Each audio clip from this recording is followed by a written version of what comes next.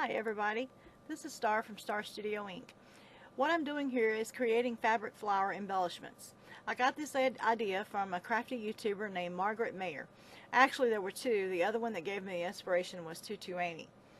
Now both of these ladies made beautiful flowers from a crepe paper using two different methods. One was by stitching the inner part of the flower and gathering the pleats and gluing it down to a chipboard backing. The other one, which is the one that I'm going to show you today, is just a simple gluing method using a hot glue gun to glue down the petals on the circular piece of chipboard that I punched from a cereal box. I did try both ways of making the flowers, but I preferred the simple gluing method because the stitch method took me way longer to do. It took me about 33 minutes to make one flower with the stitch method, whereas with the simple glue method it took me less than 15 minutes. The difference in what I'm doing and what I saw in the videos is they were using crepe paper streamer, you know, like the kind you get in the Dollar Tree or the party section of your local supply store. And what I'm going to be using is fabric. It's actually a piece of fabric that I cut from a blouse. I bought it at a yard sale for about 25 cents. Not because I would wear it, but because I love the pattern and the colors, and when I saw it I said to myself, now I can just use this in some crafts because it is gorgeous. My video was too long here. I did video all 4 flowers, but I cut it down so that you would only see you know, me making one.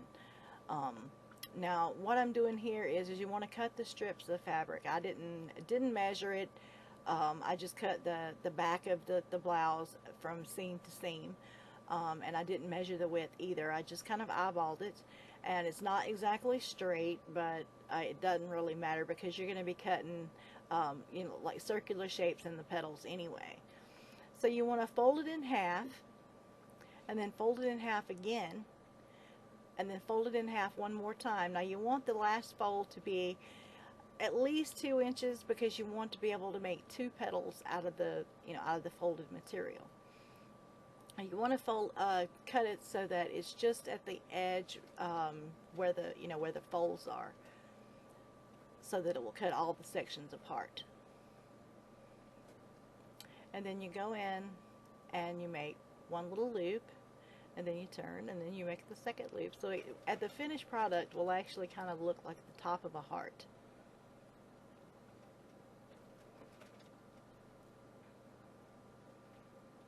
And that's all it is to the cutting part.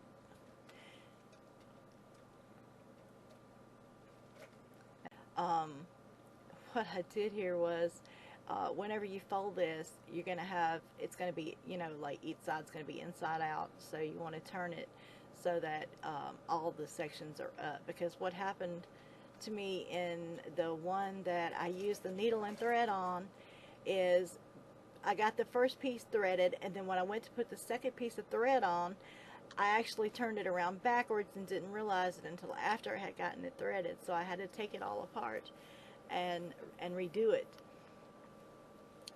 Okay, so now I'm just cutting the second strip, and you'll do the second strip just like you did in the first one. The one thing that I did do on the second strip, or at least one of the strips, is make the petals just a tiny bit shorter, because you're going to have the bottom layer that's going to be bigger, and then the inner layer is going to be a little smaller. So you want to make sure that at least one set of the petals is just a little bit shorter than the others. Now we'll cut the second one the same way that we cut the first one. The only difference being one of them you want to make a little bit shorter than the other one, so that the petals are a little bit smaller because they're going to be inlaid, and you want to have the top layer of petals smaller, or you know, or shorter. They want to be in further than the bottom layer. Now here I'm going to cut the second strip and do it the same way that I did the first. The only thing that you do different with each strip is one strip you want to make the petals just a little bit narrower than or shorter than you do the other one that you cut. That way you can lay the top layer of petals, you can kind of inlay them a little more, and they don't overlap and make the center of it, you know, really fat, because you still have to put that embellishment in the middle for the center of the flower. I'm doing the same thing with this section that I did with the other section, and making sure that all of the fabric is right side up. That way I don't accidentally make a mistake like I did on the other flower and have to, you know, start over or pull the glue off. The one thing that I did notice about fabric versus crepe paper is with the fabric, I guess because it's a softer surface and the paper has more of a rough texture to it, the whenever I folded it and as I was holding it when I was trying to cut it, the fabric kept, you know, it kept trying to slide. So it's not exactly even. Some of the petals are a little different. The crepe paper though, everything was, you know, it was all uniform pretty much. Now the next thing that you want to do is I used a 1.5 inch circle punch and a cereal box, and I just punched the cereal box, and this is going to be the backing for my flower. After you punch out your circle, what you want to do is well, what I do is I like to lay all my fabric out and separate it into color tones, I guess you would say, because I want it to be kind of uniform in color, whereas you have like with the green stripes and then the leopard print spots, you know, like a green and then the leopard print and then another green and a leopard print, like that. Now once I get all these separated is when I'll actually start the gluing process of my petals. Now this is the way that I do them. On the first one, you always put, or at least I put a dot in the middle, then I fold it over, put another dot of glue, fold it over, and then put another dot of glue. And on the last one, I'm not actually putting glue, I'm just using the tip of the glue gun to press it down and make sure that it doesn't come up, so that I don't burn my fingers, because the hot glue is very hot and I have burnt my fingers several times.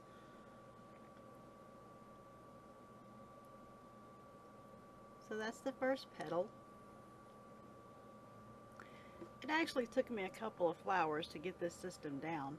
I tried it, you know, each flower that I done, I tried it and did it a little bit differently, and I tried to figure out a way that I could make the process a little easier and a little faster. And this is what I came up with. The first flower is the one that I actually used the stitch method on, and like I said, it took me, I believe, about 33 minutes or something like that to make the first flower. And then I was like, okay, no, I'm not going to do this. So I was like, there's got to be a faster way to do this, because I watched the other video and those ladies didn't take very long at all to make those crepe paper flowers. So I came up with the method of, you know, like I tried doing the little scrunchy thing and scrunching it with my fingers, but I kept burning my fingers on the glue because the fabric is very thin. So I started using the, you know, just kind of like folding it over like an accordion fold on the, you know, on the one end. And then once you get it folded and you turn it on its side and then you press it, you know, make sure it's pressed flat, and then you can take and kind of spread the tip of the petals out so that, you know, it looks like petals. I'm going to speed the video up here just a little bit and get these last few petals made so that you don't have to watch me make every single petal. Now after I get the last petal done here, we're going to start the assembly process on the flower. I want to make sure, wait, let me get a glue stick, because my glue gun is just about empty. Now what you want to do is you want to put the glue maybe 1/8 of an inch in on the inside of the edge of the circle.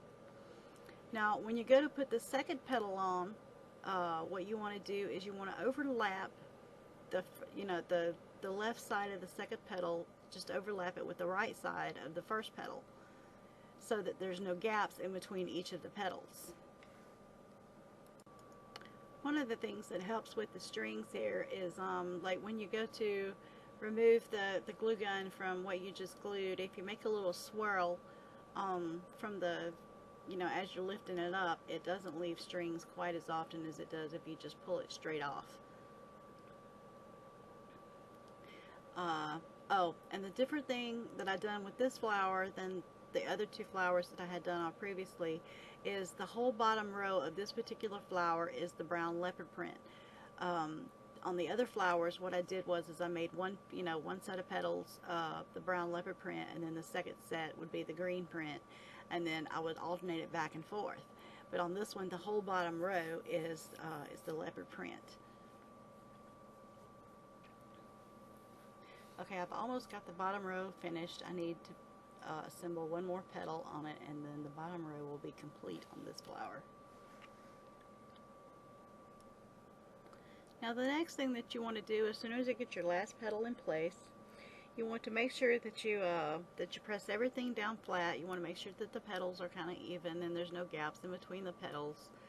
And I just give it, a really good squish, and make sure that everything is flat. And then I set it aside, and I'm going to start on the second row and do the second row with the glue and the scrunching the tip the same way that you did the first row. Now what I'm going to do is I'm going to speed up this process so you don't have to watch me make all these different petals, but it's the same exact process as the first row.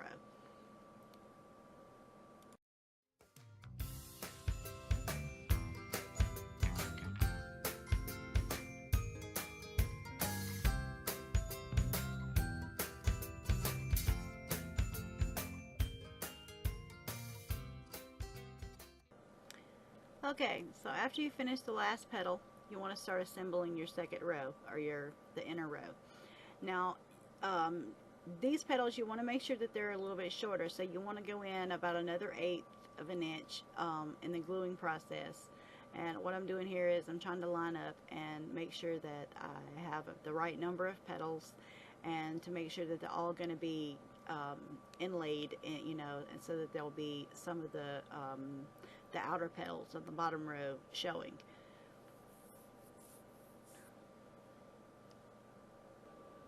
Now the one thing that you want to be aware of when you're assembling your second row is you want the petals to sit in, so that you can see that the bottom row of petals, but you don't want to put it in too far, and make sure that those, because you don't really want those petals on the inside to overlap, because then it's going to make the center section too thick, and then when you go to put the button or the embellishment or whatever you're going to put in the middle, it's going to be, like it'll be raised up.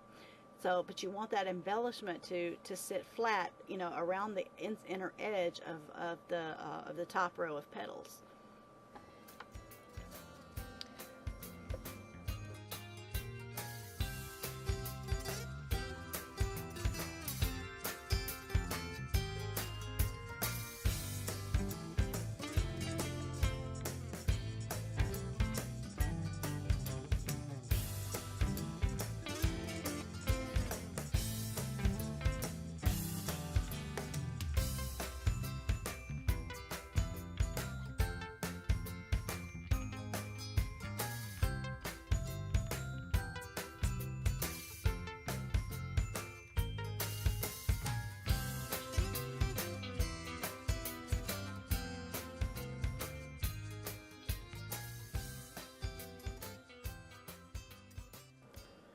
Okay, I'm putting the last petal on now, and you want to make sure that once you get the last petal on, you want to give it a good press, make sure everything is stuck down flat.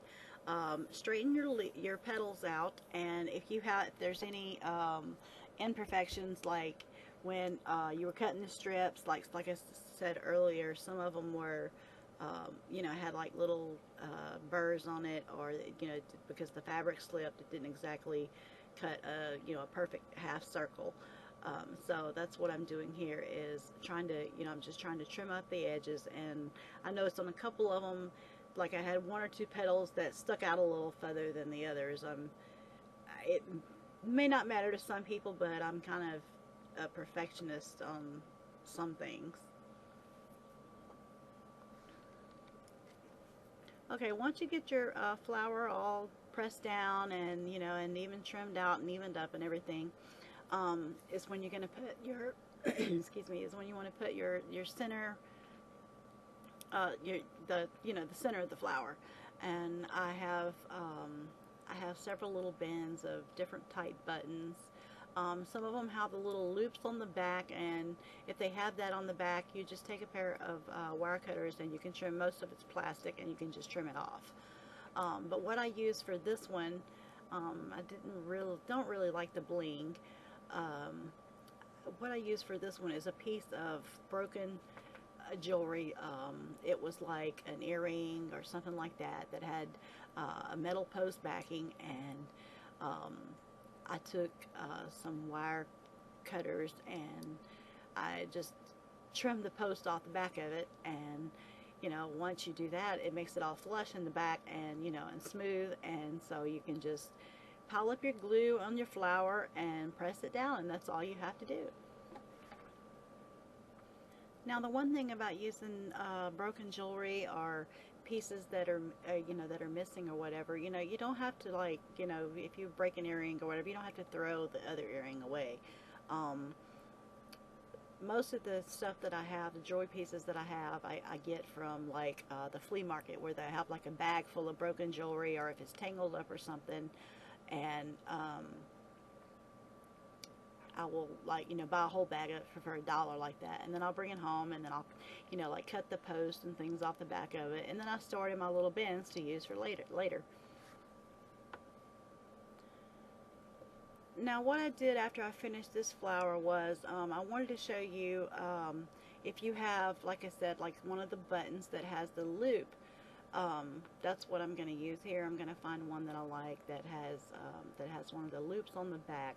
And what I'm going to do is I'm going to show you how to cut that. You know, take a pair of wire cutters or something and cut that loop off so that it will sit flush against the flower. This is, I believe this is the third flower that I made.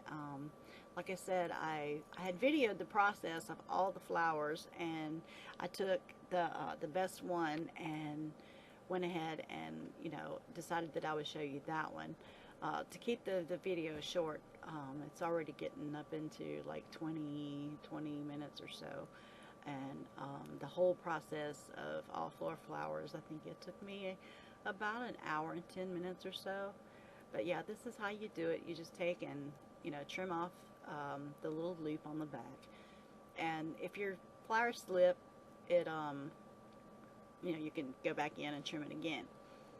Now, I did notice that on one of the buttons, it was a 3-piece button, and the whole thing, when I clipped the back off, it came apart. So I had to, you know, I had to glue each layer of the button, you know, onto the flower. Or, well, I glued the button together first, and then I glued it onto the flower. But this one wasn't like that. It just had, it was just, you know, one solid button.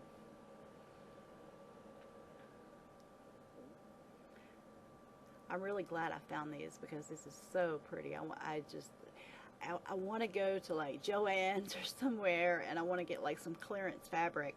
You know, like the little sections that you really can't do much with unless you're going to make something like a quilt or some little small things, you know, that you need maybe a 1/4 of a yard of fabric or something like that, or 1/8 of a yard of fabric. You know, it's not, you know, not very much at all. Walmart also has clearance fabric like that. Well, one of our Walmarts do. We have a few Walmarts here in Pensacola, but the one that I usually go to, they don't have any fabric in that Walmart. But I do have like a small bin of fabrics and stuff, and I have found some fabrics at yard sales, and I pick up every once in a while the pre-cut, they're already pre-cut fabric squares for quilts and that type of thing, and I just kind of sort of save them up, and I've been storing them. I haven't really used anything. I did make one quilt, but quilting really wasn't my thing. I don't know. I like crafts. I like all kinds of crafts. It's just some crafts that take a really long time to make, I get kind of bored with it. But I really enjoy paper crafting and that type of thing more. Aren't these just beautiful? I love them.